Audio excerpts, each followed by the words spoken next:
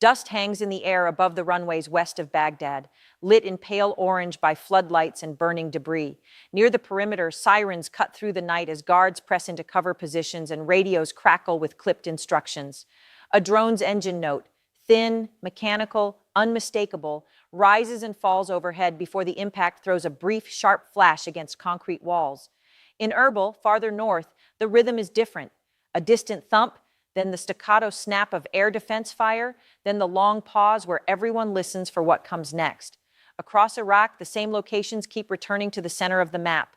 Baghdad's diplomatic and military nodes and the U.S.-linked installations around the Kurdistan region, including the Al-Harir base and the facilities tied to Erbil International Airport.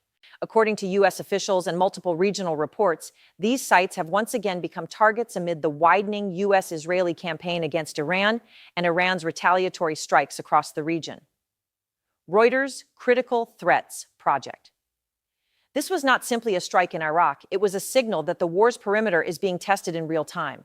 According to Iranian state-linked reporting cited by regional analysts, Iranian forces claimed they launched missiles and drones toward U.S.-associated targets in Iraq, including the Al-Harir base in Iraq's Kurdistan region and other facilities connected to American personnel. Iranian officials framed these launches as retaliatory measures, tying them to what Tehran calls an unlawful assault on Iranian sovereignty, since the U.S. and Israel began their campaign on February 28th. Reuters Critical Threats Project. Iranian officials said these operations were not random harassment, but calibrated pressure intended to prove that U.S. basing in Iraq remains vulnerable and that Iran can impose costs without crossing into a full, declared conventional battlefield inside Iran itself. According to Reuters, the Islamic Revolutionary Guard Corps said it had fired missiles at the U.S.-operated Al-Udeid base in Qatar and the Al-Harir base in Iraq, describing them as part of a wider retaliatory pattern that also included drone attacks on other U.S.-linked facilities in the Gulf. Reuters. In the Iranian narrative, Iraq is not just geography. It is the forward edge of American posture, a corridor for logistics, and a political arena where Washington's partners must constantly weigh protection against provocation. Iranian officials claim the message was strategic and symbolic. Pressure the network, not a single node, until the campaign against Iran changes course. But the story quickly became far more complicated. Before we break down how these strikes were detected, intercepted, and politically weaponized, make sure you hit the like button and subscribe to the channel so you never miss the latest dramatic developments shaping global geopolitics. So what does Washington and Iraq say actually happened?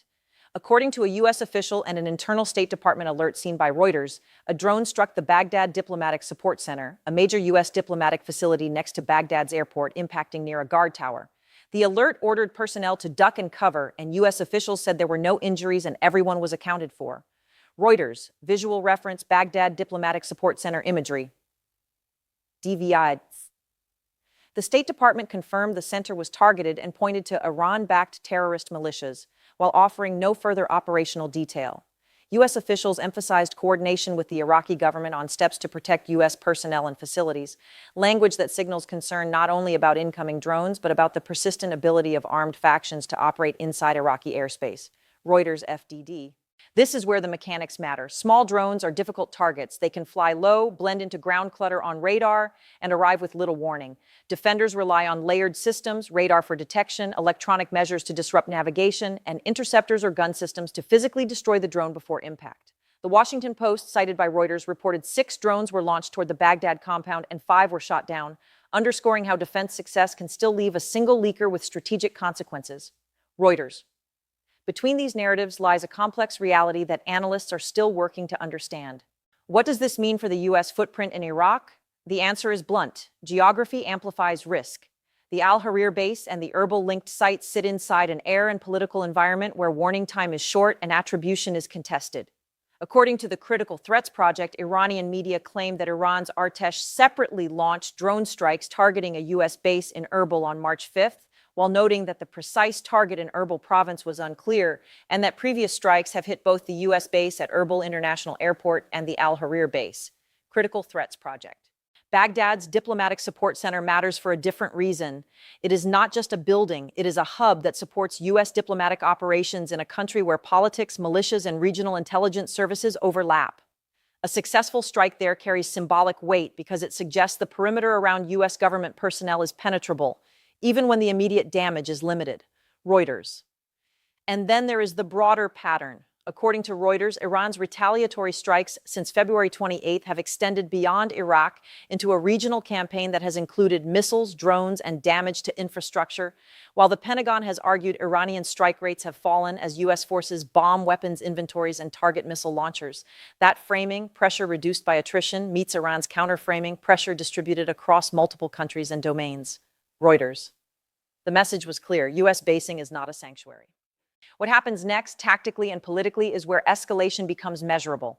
The first layer is immediate military reaction.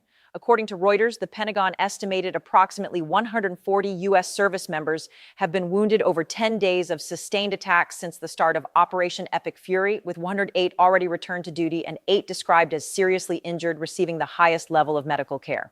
Even when most injuries are minor, that volume forces operational changes, dispersal, hardened sheltering, tighter movement schedules, and more interceptors held on alert.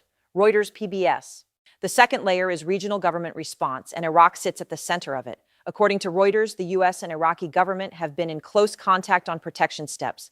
Separately, reporting summarized by FDD describes U.S. Secretary of State Marco Rubio condemning attacks by Iran and Iranian-backed militias in a call with Iraqi Prime Minister Mohammed Shia al-Sudani, as Iraqi authorities face pressure to demonstrate sovereignty while preventing their territory from becoming an open runway for proxy escalation.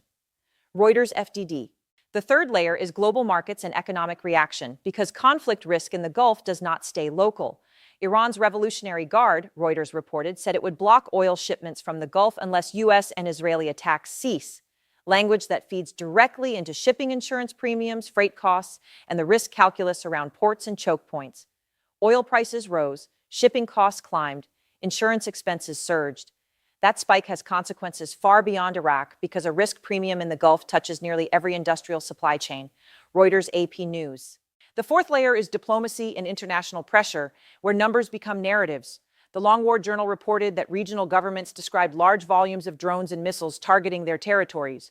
Figures like 1,072 drones and 204 missiles reported by the UAE, and additional tallies from Bahrain, Kuwait, and Qatar, data points that can be used to demand stronger international action or expanded air defense cooperation.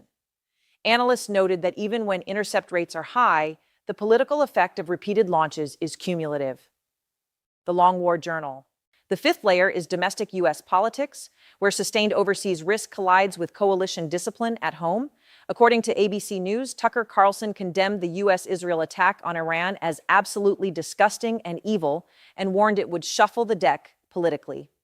The same report described backlash from prominent pro-Trump figures and lawmakers, including statements from Representative Marjorie Taylor Greene and dissent from members of Congress calling for a formal vote on war.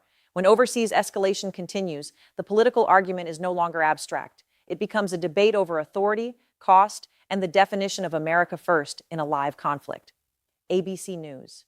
Iran maintains that its launches toward U.S.-linked targets in Iraq are a calibrated retaliation meant to impose strategic costs.